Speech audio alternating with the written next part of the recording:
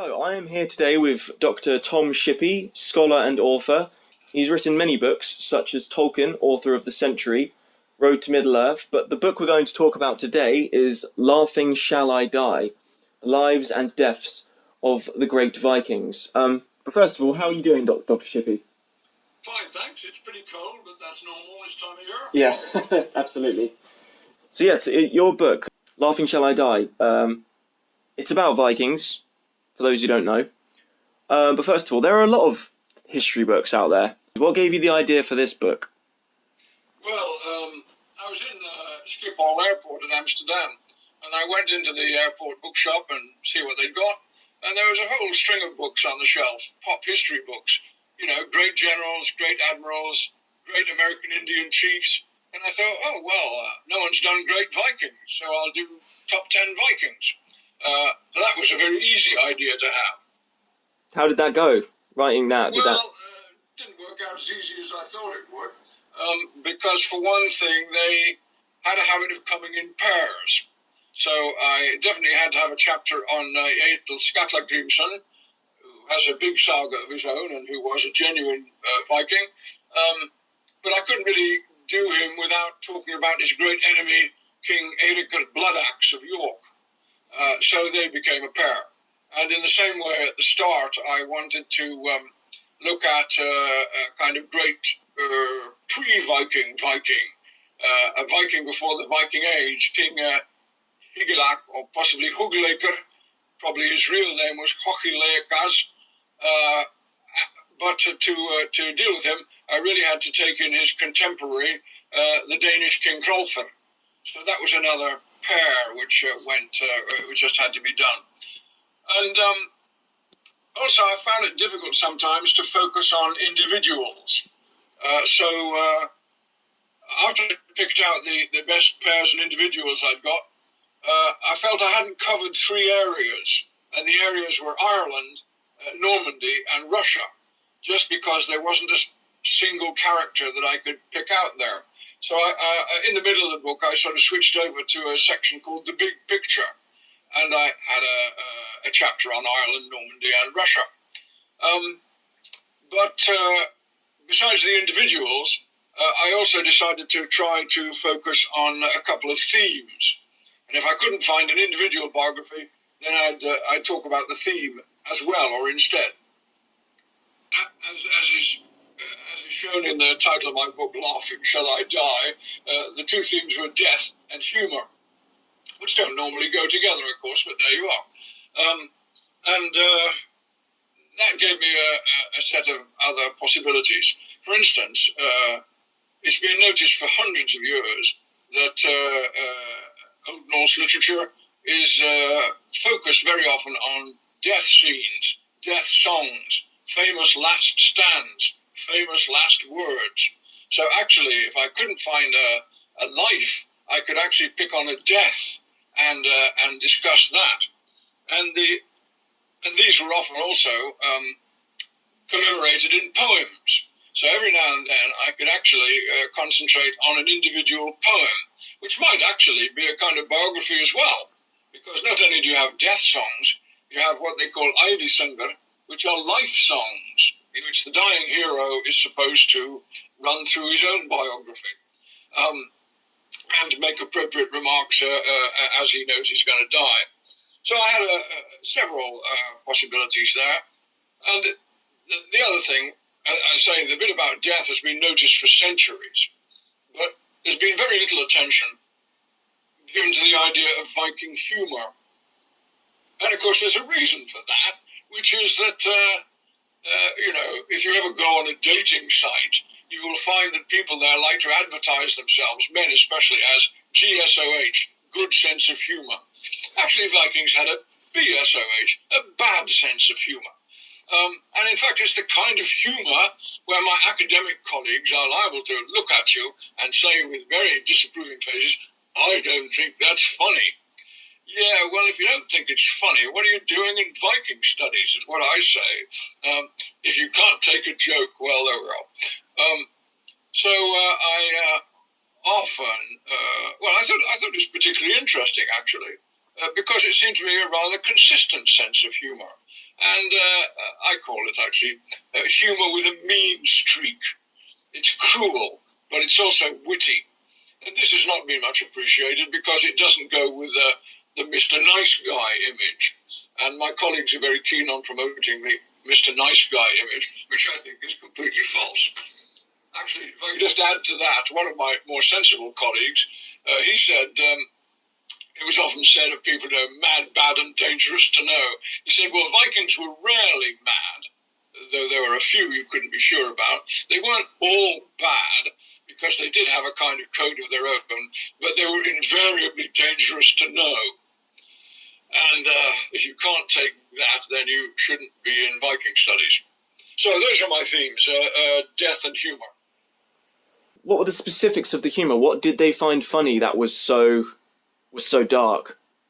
Well, I would say actually the fairly consistent thing is they liked somebody turning the tables when matters look completely hopeless and you've had it, and there's nothing left for you to do really but sort of die. Well, at that moment, if you can think of something nasty to do, well, that's a score for you. One example, and I'll say it very quickly. There's a scene in one of the sagas where a line of men are being beheaded in order. And one of the guys says, okay, I'll kneel down, but look, I don't want to get my hair bloody. I'm really proud of my hair. So could somebody please get my hair and pull it over my head to expose the neck, and then you can chop my head off. So they do that. Oh, he says another thing, a matter of honour, I don't want a thrall doing this, it's got to be a proper warrior. Okay, they say, fair enough. He kneels down, they pull his hair over his head, the axe descends, and as it descends, he pulls his head back. And the axe chops off the hands of the guy who is holding his hair. Well, that's turning the tables. And it was obviously generally regarded, even by the people doing the beheading, as incredibly funny. In fact, it was so funny, they said, oh, that was so funny, we'll let you off. We won't cut your head off after all. And he says, well, sorry, I can't accept that. You'll have to let all my mates off as well. And they say, well, yes, that was the funniest thing we've seen for years, so actually we'll let them all off. Yeah. Well, this has long been regarded as total fiction, absolute fantasy. It didn't happen. Then a few miles up the road from me, I guess about 15 miles away, they found the site of a mass beheading of Scandinavians. You could tell from the isotopes in their teeth, where they come from. Somewhere around the year 1000. So 54 skeletons, all no heads, 51 skulls. What happened to the other 3 skulls? Easy, obvious. They did what I would do myself. They put them on stakes on the ridge where everybody could see them. So we didn't find any cut-off pairs of hands, incidentally, so that would do it. But one of the guys being beheaded insisted on being beheaded from the front. He wanted to face the blow, not take the blindfold, and show he didn't flinch. Okay, but some of the guys in the pit, they'd been beheaded from the front. And actually, that's not so easy if you think about it. Mm. So, parts of the story have been confirmed, but that's the sort of hopeless humour, you might say. It's the last thing you can do, and it turns the tables on your enemies. But of course, it's bad sense of humour. It's cruel. It's got a mean streak. All right. Well, I think you just have to accept that. Fellow academics, they don't like this. They like to paint a nicer picture of the Viking, or a more acceptable picture. Why is this? Well, a very simple answer, of course, is that everybody likes to be Mr. Nice Guy, and of course they like their topics to be Mr. Nice Guy as well. And so for 40 years now, they've been giving us this picture of Vikings as peaceful traders, urban developers, great explorers. Well, the great explorers bit's true enough. Peaceful traders? What were they trading? Huh? Manufactured products? No, they were running slaves. The 2 big products were slaves and furs. And if you think they went out and caught their own, beaver and squirrels and foxes and stuff, no, they didn't. They extorted those as kind of tribute or protection money from the hunters and trappers of the far north and also the far east. So that was also really what they were trading was extorted by violence. So the peaceful trader bit is just the back end of a system of robbery. Well, yes, that's not very popular, especially among Scandinavian historians who are anxious to sort of whitewash their ancestors. So they've created this alternative image. Actually, what they do is they mix up Vikings and Scandinavians. Scandinavians might be peaceful traders and urban developers and all that kind of thing, but then they weren't Vikings. So most Vikings were Scandinavians, but not all of them. But most Scandinavians were not Vikings, not even part-time. So you shouldn't mix them up. That's a kind of little sleight of hand that has been practiced for some time. How does that mix-up happen? That's quite... I kind of know who started it, but it was just a bit of, a bit of public relations, make the subject a bit more acceptable. And another thing, actually, which I understand, is that Vikings have a very big popular image. And you know what the image is because you've seen it on that Monty Python film, haven't you? What was it called? The Time Travelers one. I forget, but it comes up again and again. And when you think of Vikings, you think of berserkers, and you think of horned helmets, and people drinking out of skulls, and all that stuff, most of which is completely mistaken.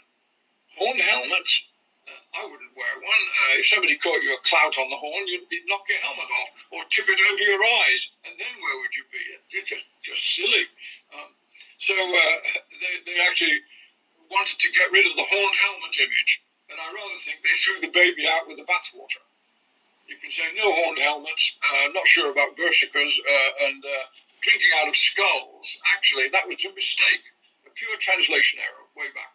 So you can get rid of that, but you're still left with the basic phenomenon. You're talking about the poems and the songs and the heroes and the stories. What period of time were they written in, and how trustworthy were they as a source of research while you were writing this book? I got the question, and it's a very important one, so I'll make a long answer, but you might have to interrupt me every now and then.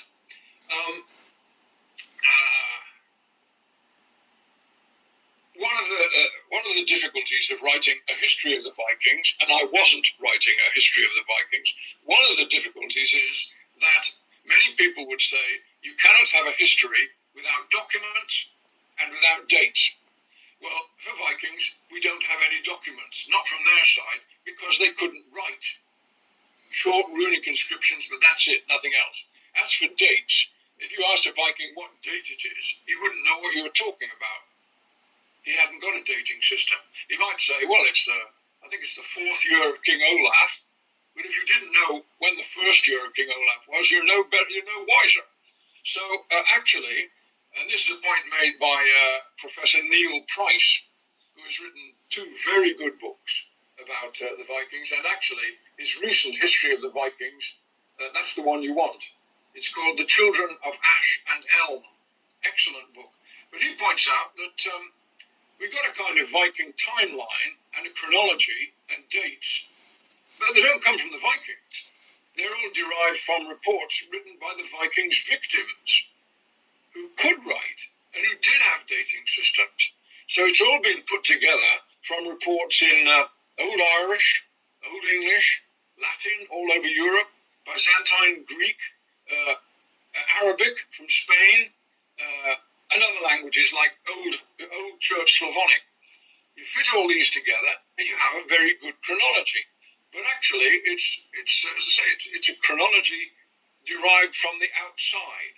We don't have the reports, as it were, by the Vikings themselves.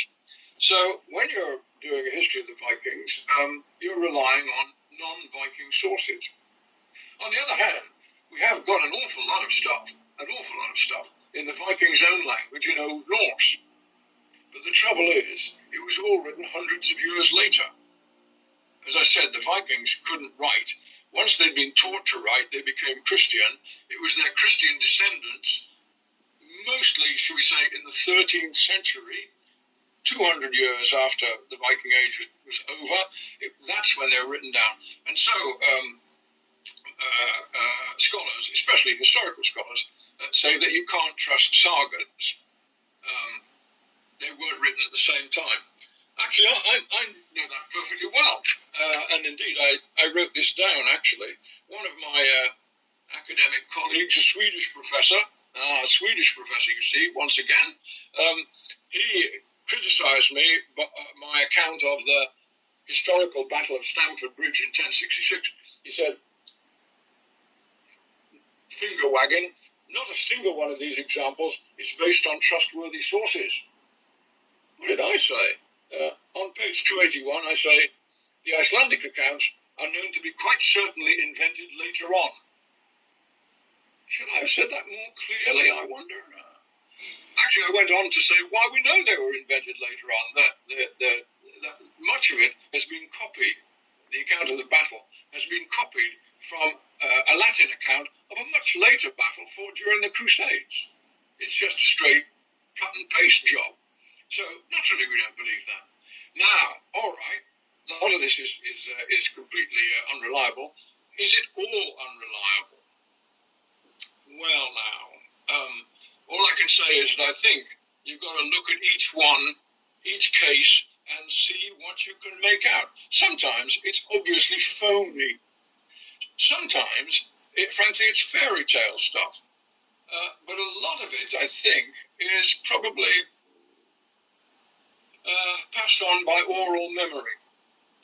Icelanders are most of this material was written down in Iceland. And Icelanders are still very, very keen on genealogy and on family history.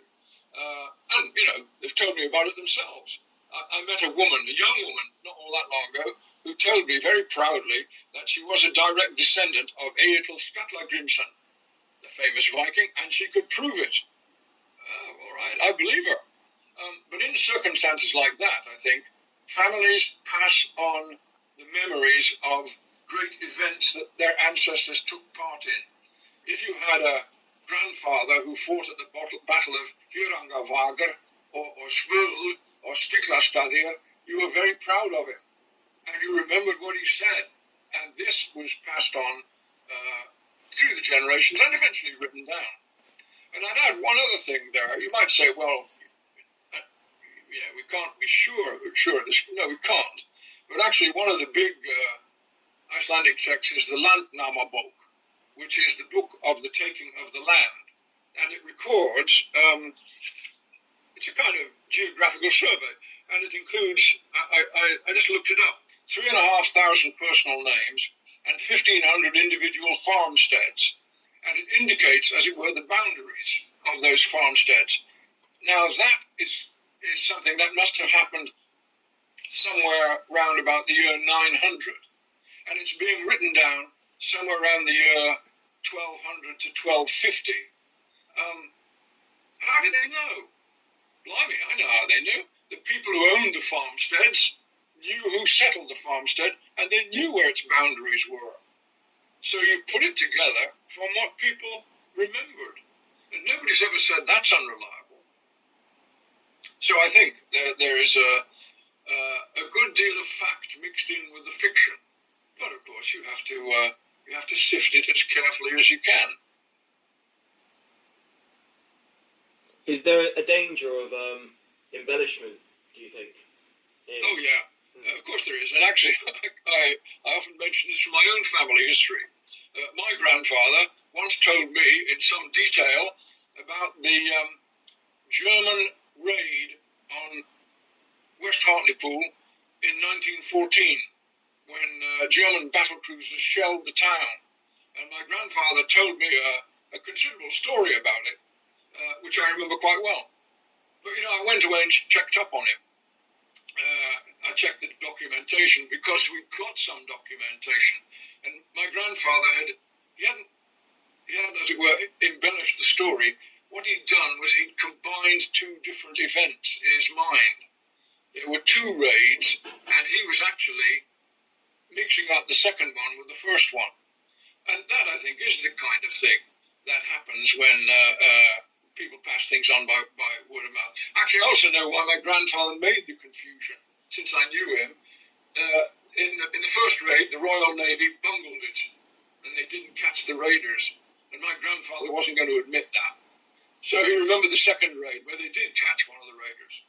And I'm sure there's always a bit of, you remember what your valiant grandfather or great-grandfather did, but you might, shall we say, accept his word for it, and he might have built his own story up. That is in the nature of things, I'm afraid.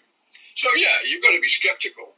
But I think it's a great pity to just say, oh, well, all this saga material is useless, and we'll go back to the reports of the victims, because you can trust them. They're going to tell the truth all the way, aren't they? Yeah, maybe. While researching and even writing the book, was there anything that surprised you? Well, yeah, there have been a couple of mighty shocks, actually. I mentioned the discoveries at the Ridgeway, a few miles from my home. That was a very grisly discovery, but it just showed that was the kind of thing that happened. Funnily enough, they found another, another mass grave in Oxford. And, the strange thing, and again, it was Scandinavians. And the strange thing there, it was right outside what used to be my office window. Well, I didn't know it was there. If I'd known it was there, I'd have been out with a pickaxe straight away. But that was just chance again. But I think perhaps there are two others. The biggest shock, I think, was this. There's a well-established legend of the man I mentioned before, King Hrolfr Kraki, who was really the Danish King Arthur. And he lived about the same time as the Danish King Arthur. And while King Arthur had his Knights of the Round Table, King Hrolfr had his bodyguard of champions. The legend always says that the central point, the capital of the dynasty, the Skjoldung dynasty, was at a place called Hløðraborg. And for a long time it's been accepted that Hløðraborg is now the little village of Gamle Leira. That means Old Leira, not very far from Copenhagen. But everybody said, yeah, well, it's just a legend, You go to Gamle Leira and there's, they say, well, there's no sign that it's ever been a capital. I would say, actually, there is, There's some bloody great burial mounds. What do you think they are? However, it was generally agreed that it was all nonsense. The Skjoldungs didn't live at Hløðraborg or Gamle Leira. And then some guy walked into the local museum and said, hey, look what I picked up. And he handed them some, piece of metal or artifact.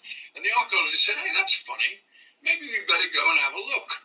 So off they went, and they started looking. And first they found a bloody great hall. And then they found another bloody great hall. And they kept on finding bloody great halls, one after another. I think last time I checked, they'd got up to 6. And I mean, they're enormous. You can see one, actually, if you Google King's Hall plus L-E-J-R-E, Leira, you see what they looked like. And say that they're like cathedrals. So there's no doubt at all that during the kind of pre-Viking and Viking era, Leira, or Hløðraborg, was in fact a very major settlement, a power center. So that means actually that all this stuff about King Hrolfr Kraki, well, you can't go brushing it off anymore. One of the funny things is that King Hrolfr Kraki shows up in the Old English poem Beowulf, which was written much earlier than the sagas, 500 years earlier, quite likely. But he shows up in that as a person called Hrothulf. I think his name was probably, in his own language, Hrothulfaz, which became Hrothulf in English, in Old English, and Hrolfr in Old Norse. But the funny thing is that in Beowulf, although he's a very important character, he never says anything. He never does anything. He's just a kind of, well, I can only say a menacing figure. Because the great events of his life have not happened yet.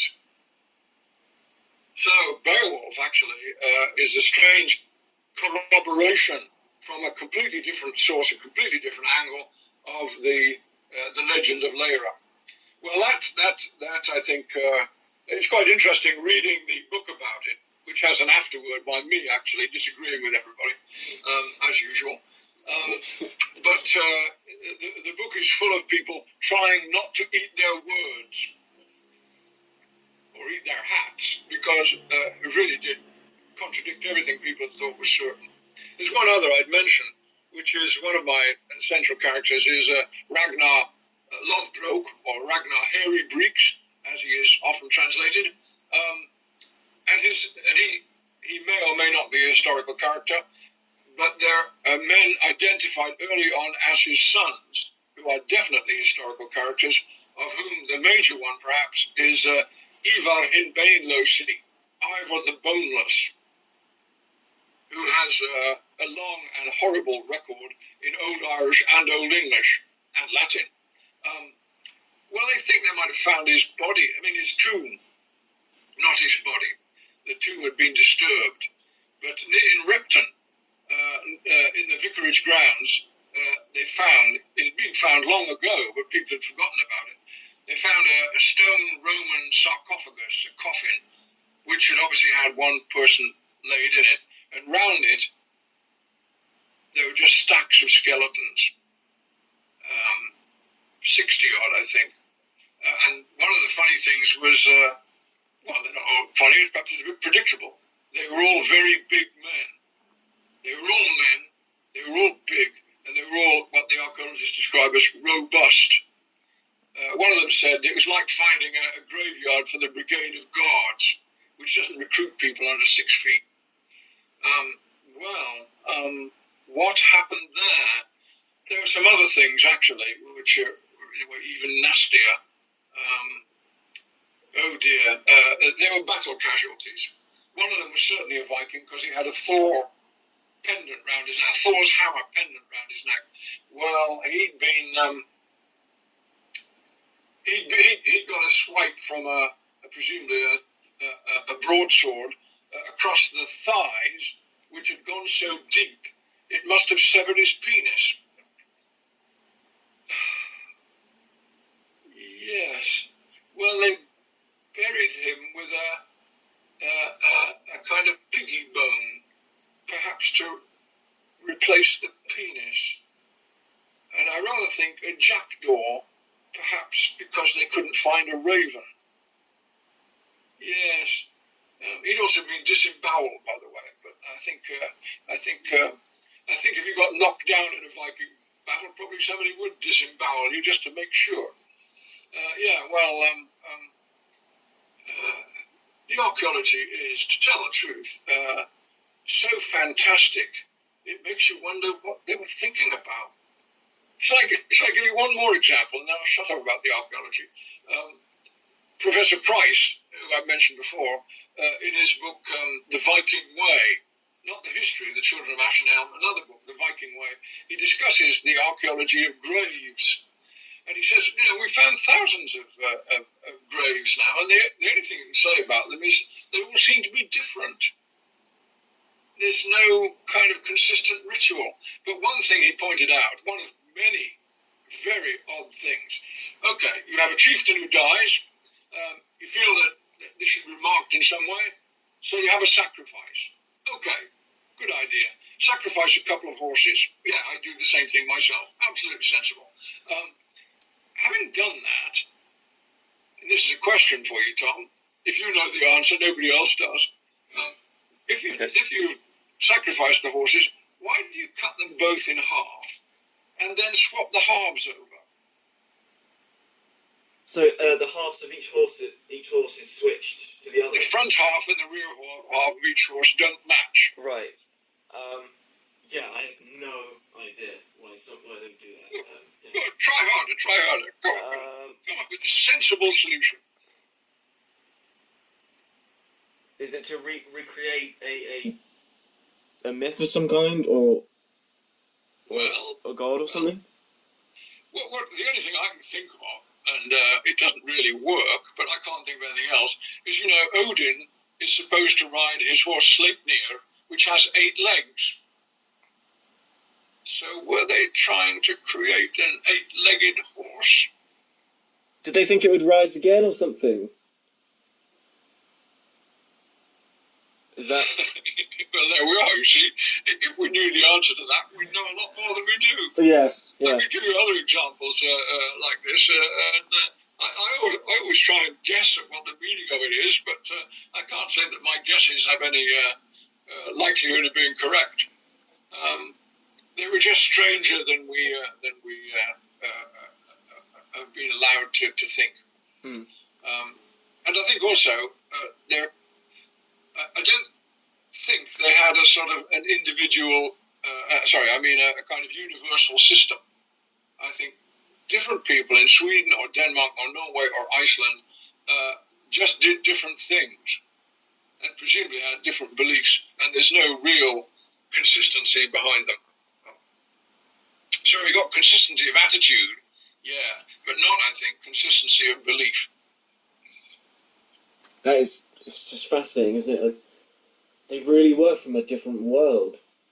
Yes. It seems. Yeah. Actually, I can keep rambling on like this, but there's another one which you get guys buried with weapons pretty frequently, and again, perfectly predictable. But there was a burial they found in England, buried with a very complete set of weapons, not just the spear and the shield, but the sword and the axe and the bow and the arrows and the javelins as well. But it was female. It was a woman. But we had no idea who she was. Absolute blank. Yeah. It's amazing. Just because they didn't record anything. You also get men buried with kind of women's gear, including sets of jewellery. Right. What, did they think that they would pass these things on into like an afterlife? Well, here's another funny thing. I was always rather interested in the money, which again is a topic that academics don't normally like to bring up. But one of the major centres for the Russian trade was the island of Gotland, which is off the Swedish coast. And it's estimated that something like 125 million silver dirhams, those Arabic coins, were exported to the north in payment for slaves and furs. But on the island of Gotland, well, I've lost the statistics now, but it looks as if every other farmstead on this big island, they found a hoard of coins. Now that's very odd, because most hoards, the drill is quite simple. You have a lot of money, you want to hide it, you dig a hole, you put the money in the hole, you fill the hole in, very important thing, and then you come back for it. If you don't come back for it, that's a bad sign. But it's impossible to believe, I think, that on every other farmstead, things got so bad that actually nobody knew where the hoard was and nobody came to recover it. And the only explanation for that, and this is answering your question, is, I think, a belief that the money you buried went with you. Right. It's amazing. Yeah. So, in a way, the more the archaeologists dig up, the more questions we have. Well, as I say, I think they were stranger than we have been allowed to believe. In fact, I put it another way. There's a kind of assumption that the Vikings, they're Scandinavians. Well, we know what Scandinavians like, Danes and Swedes and what. They're like us, pretty much. But actually, up in the north especially, they were in contact with what you might call the Arctic peoples. The Siberian tribes, the people who live around the top of the world, like the Inuit or the Eskimo. And these peoples often practice shamanism. You know what shamanism is? It's really what they used to call of American Indians the medicine man. Well, I think probably the Vikings, especially the northern Vikings, picked up much more from the Arctic peoples. They incidentally would call them Finns. We would probably call them Lapps. I think you're supposed to call them the Samoyed cultures now. But I think the Scandinavians mingled with the Finns much more than we have realized. And they shared ideas with them. It wasn't that one borrowed from the other. They were just like each other. And that's something which, again, hasn't been... It's just been contrary to our assumptions. So, what do you think, with this book, what kind of new insight do you think you've introduced with this book? What do you think you've achieved in writing this book? Well, my focus was to try to, was not to write a history, as I keep saying, not that anybody bloody listened to me. I wasn't trying to write a history. I wasn't trying to write a book of literary criticism. I was trying to do a kind of cultural study to focus on a particular mindset as revealed in saga materials, whether fact or fiction. And I think the relationship between fact and fiction is quite difficult. You get fiction developed from fact, but you also get fact developed from fiction, because people have been brought up on legendary stories may well try to recreate them or reenact them. And I can think of cases where that appears to have happened. I mean, we all do it. You played cowboys and Indians as a boy, you carry it on with you. So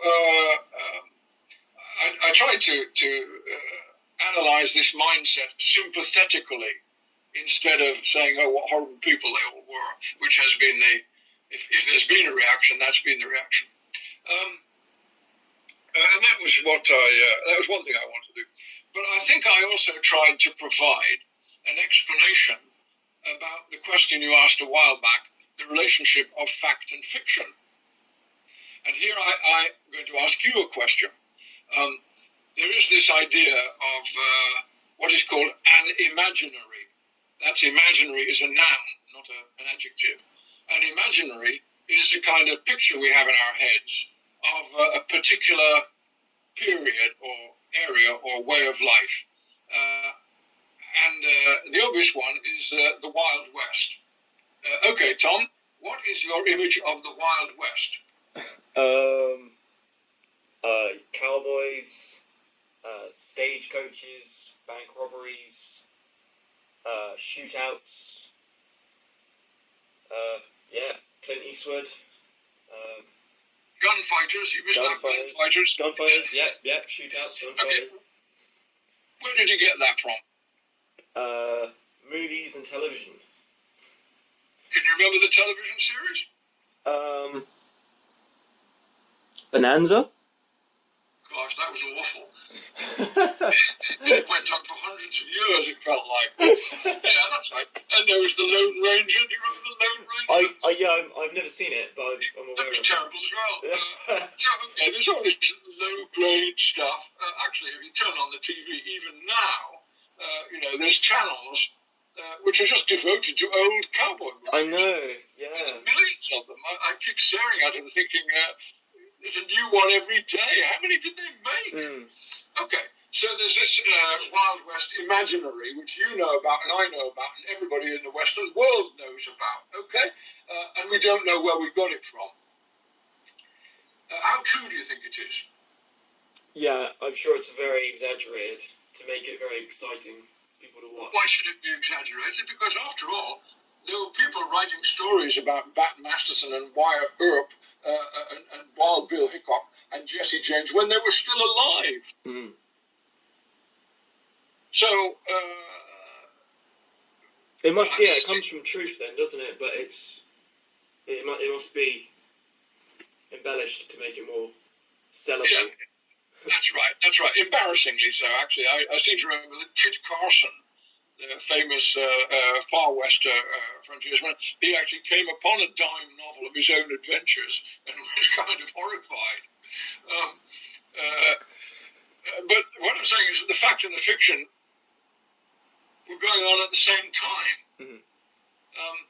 Well, I think that when we look at the Vikings, we are looking at another imaginary. And I also think that my academic colleagues, they don't put it like this because they don't like to bring it out in the open. But what they're saying is that the sagas, written, shall we say, in the 13th century, about events in the 9th and 10th and 11th centuries, these sagas are actually an imaginary. They're not really recording Viking events or Viking attitudes. They're an imaginary, which is written down 200 years later. And I would say, yeah, but actually, the situations, our Wild West imaginary and the alleged medieval Viking imaginary, the situations are not the same. Because the Wild West was over, pretty much like that. And it finished, and that was it. Whereas the Viking Age, we reckon it stopped in 1066 when King Harold Hardrada got cut to bits in England. But I don't think anybody told anyone. Things went. If you were living in Iceland and somebody said, "Hey, the Viking Age is over," they'd say, "I didn't know it had started. What are you talking about?" And I think that means that there was a longer sort of twilight as things, stories continued to be repeated and continued to be remembered and continued to be built up. And that means that the imaginary, I think the imaginary contains more elements of genuine memory than ours, which was much more obviously fictional. But I think that's the way you've got to talk about it. It's not a case of just, that's fact, that's fiction, they are completely different. There is a kind of negotiation between them. And I thought that actually there is, as it were, a modern imaginary about Vikings, berserkers and horn helmets and drinking out of skulls, and we reject that one. But I think it is wrong to reject everything we know as being the product of a much earlier imaginary. I don't think that's the way to look at it. But it's the way to think about it.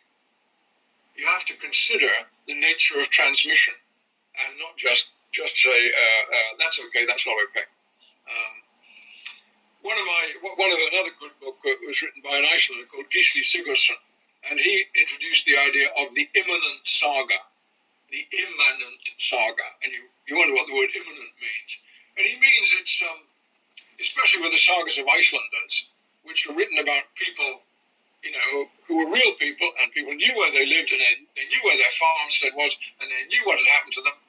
The Imminent Saga is, so to speak, the total gossip of the area, where everybody is chattering to each other quietly and behind people's backs about what happened in that marriage, and what went wrong there, and who was at fault, and what happened to all that bloody hay, Who got that?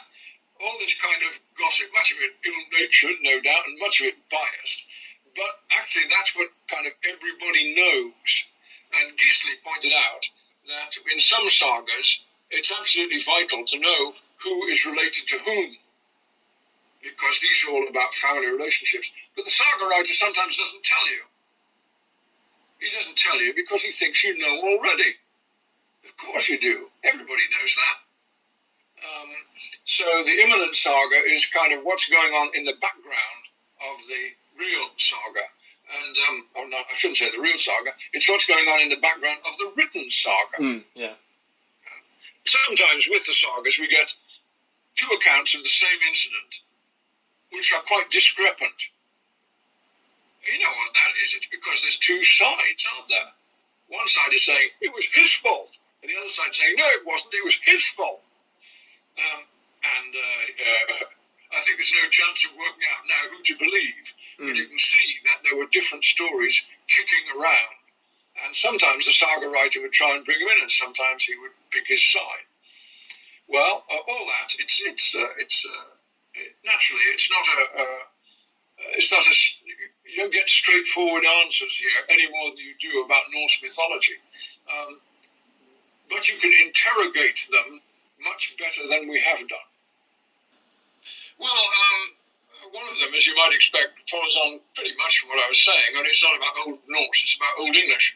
For a long time now, ever since Tolkien in 1936, and I've written about Tolkien many times, and I knew Tolkien, and I don't mean to crab on him, but he was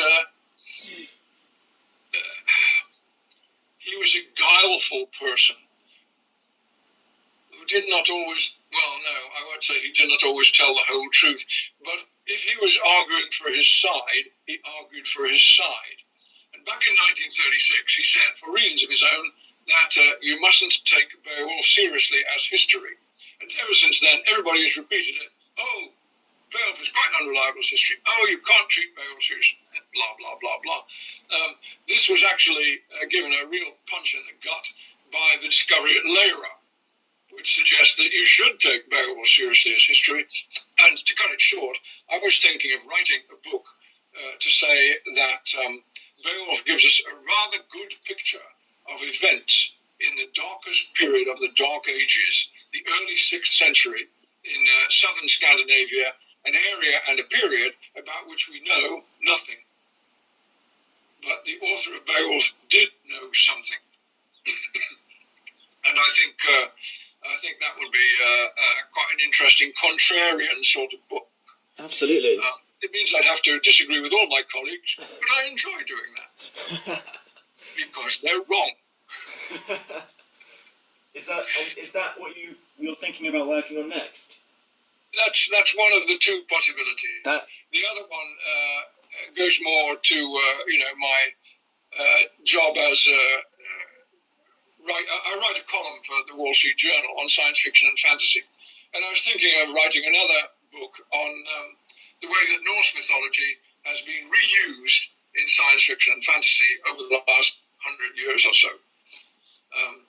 And I'll tell you what the problem with that is. There's so much of it. And I can't be sure I've found it all. People keep sending me books all the time. And there'll be Norse mythology in this one and that one. And I know there's stuff I'm missing. I don't think anybody can cover the whole amount that's produced. So it's a case of, what I do actually is I'm trying to sort of crowdsource it.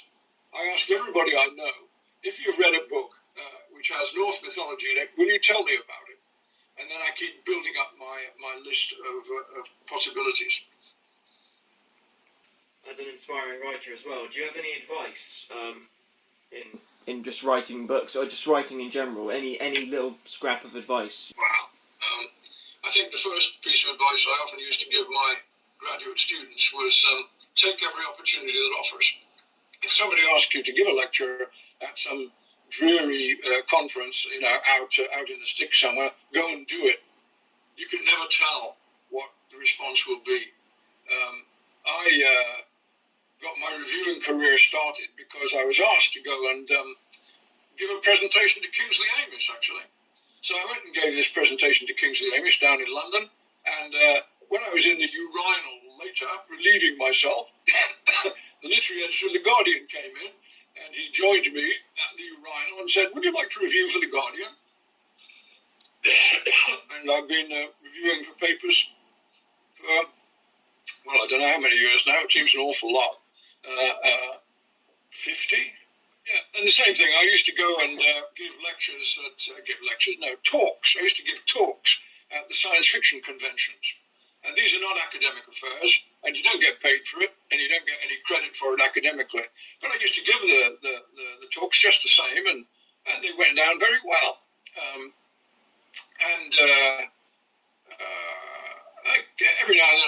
published some, but in the end I pulled them all together and published them as a book. But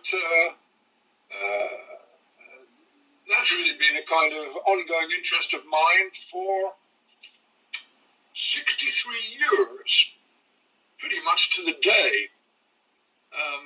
So I think actually, as I say, if you've got an opportunity, maybe they're not going to pay you for it, but you've got to get out there and show yourself. That's one thing, get out there and show yourself. And the other, I guess, is that, if you want to start as a writer, well, I think there's three rules, are there? I can get them straight out in my head. Start writing. That was rule 1. Rule 2 is finish what you write. Rule 3 is send out what you write to an agent or a publisher. Oh, and there's rule 4. Keep sending it out till it works. If you follow all those 4 rules, write, finish writing, send it out, keep sending it out, then you're a writer. But you have to follow all 4. And I'd say one other thing, which is, this is just me. Everybody has their own way of getting started. Looking at a blank page or a blank screen is awful, because nobody can tell you what to do. So I kind of sneak up on it. I collect scrap paper like Tolkien used to, and I write things out in pencil. And writing it out in pencil means I'm just scribbling. It's not serious. I'm not going to show anyone this, so it doesn't matter. I'll just scribble away. Ho, ho, ho. What do you do? I'm wasting my time, but yeah. That gets you going. If it doesn't work, you've lost time, and that's all. If it does work, then you try and do it more seriously. At that point, you start maybe typing it up on the computer. Actually, I used to switch at that point to writing out longhand in pen.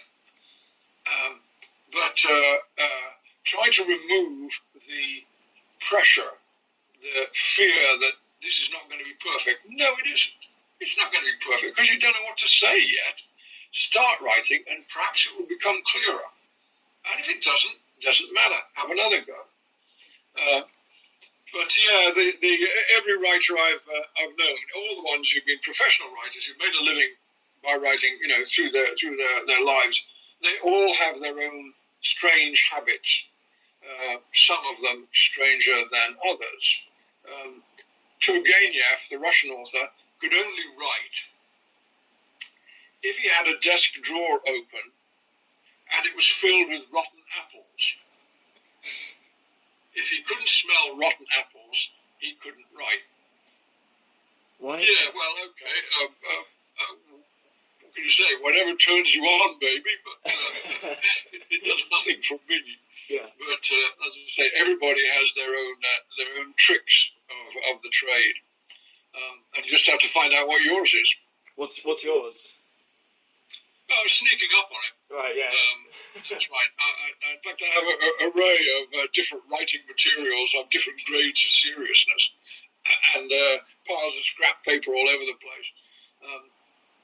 So it takes a long time sometimes to get something off the ground, and sometimes it doesn't work. But there, you have to accept a proportion of I would say failure, because it's not really. You always learn something, but non-completion. There's always a percentage of non-completion. And I meant to say, actually, that one of the reasons I think my book was not received well by academic colleagues is that academic publishing has become extremely specialized. And what gets you credit is a specialized monograph which sells, shall we say, a print run of 150 or 200 copies and is sold at skyscraper prices. One of my books, which came out in 1998, came out at $200. Nobody bought it. Only research libraries buy these books. Then they go into the research libraries and nobody reads them. I think that's quite pointless. And that's why I wrote a book which is intended to have a print run of 2,000 copies and sell, as I say, at £10 or $18 or something, which is more like a normal price. Because otherwise, you don't get through to anybody. It's just become a kind of solipsist exercise. What is the point of writing an academic monograph which sells a very few copies at skyscraper prices and isn't read?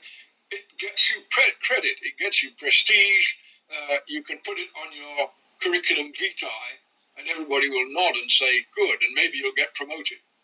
So really these books are written to fill in your annual activity report. But there's not much point in that. I would like to stress that I always wanted to write a book for the general public and not for the very limited, very marginalized area of academic study.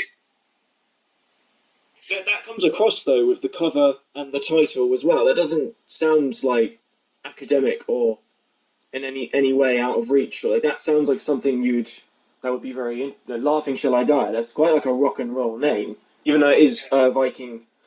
It's a quote from a saga. Yeah. One other thing, actually, I'm sorry I didn't think to bring this up before, but when I was in the marketing department of Colgate-Palmolive, before I ever became an academic, everybody knew that one of the really important things in selling your wares was name recognition. Now, academics really are in the business of selling their wares, though they may not realize it, because if you don't get the students, then in the end, there are no jobs and your department is closed down. Now, when it comes to medieval studies, there are only two areas of name recognition which you can really count on. One is Vikings, and the other is King Arthur. And the funny thing is that academics don't want to talk about either of them. They don't like them. One of my pals said that in Bristol, they put on a kind of day for the general public, and it was billed as being King Arthur in the West Country. So they got 4 distinguished scholars to come and talk, and not one of them mentioned King Arthur.